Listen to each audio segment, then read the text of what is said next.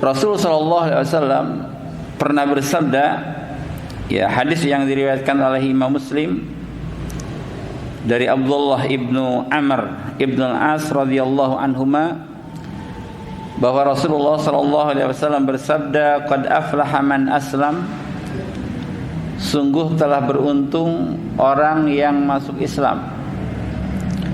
Sebab dengan Islam ini seseorang dijamin akan masuk ke dalam surga bagaimanapun keadaannya. Ya.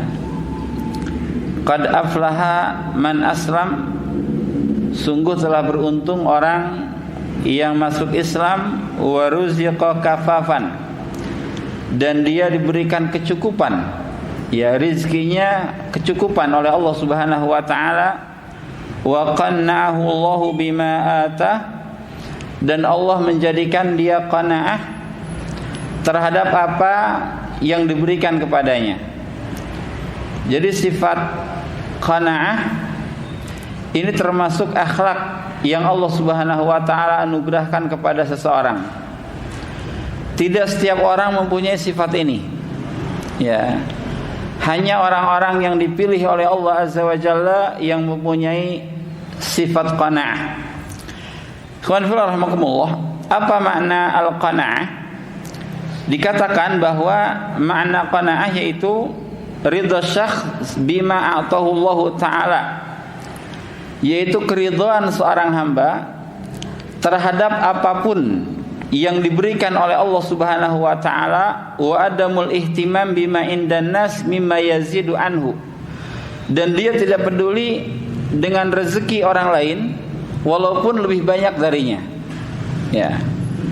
Jadi kita ridha dengan apa yang Allah berikan tanpa mempedulikan apa yang Allah berikan kepada orang lain. Yang penting apa yang Allah berikan kepada kita, kita ridha.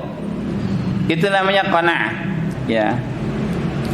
Atau ya, ada juga yang mengatakan ar-ridha bil yasir minal ata, yaitu ridha dengan pemberian walaupun sedikit. Itu namanya qanaah. Ya.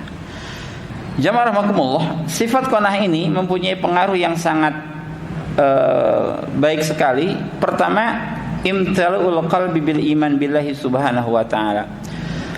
Orang yang qanaah adalah orang yang benar-benar beriman terhadap Allah Subhanahu wa taala, terutama beriman terhadap masalah takdir. Ya. Beriman terhadap masalah takdir. Jadi Allah sudah mengkadarkan rezeki seseorang, itu kita imani, ya. Kemudian orang yang qanaah itu termasuk orang yang paling kaya, ya. Kenapa? Karena yang namanya kekayaan, ya, fal ghina huwa ghina nafs. Kekayaan itu adalah kekayaan jiwa.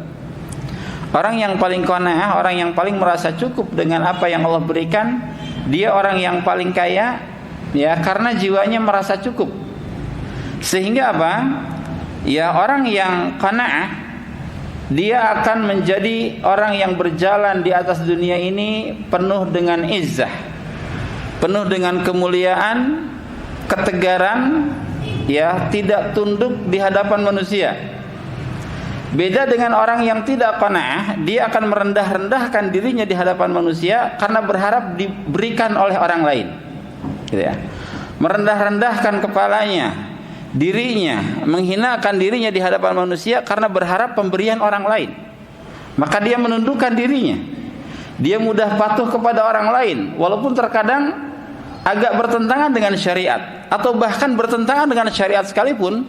Terkadang seseorang merendahkan dirinya karena mengharapkan pemberian orang lain. Dia tidak qanaah, ya.